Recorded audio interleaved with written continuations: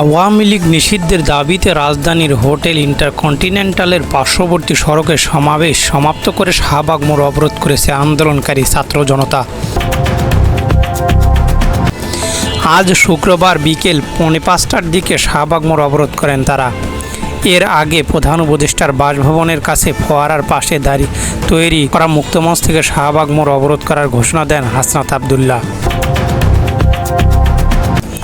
ঘোষণার পর আন্দোলনকারীরা মিছিল নিয়ে এসে শাহবাগ মোড় অবরোধ করেন। সেখানে অবস্থান নিয়ে তারা আওয়ামী লীগকে নিষিদ্ধ করার দাবিতে বিভিন্ন স্লোগান দিচ্ছেন।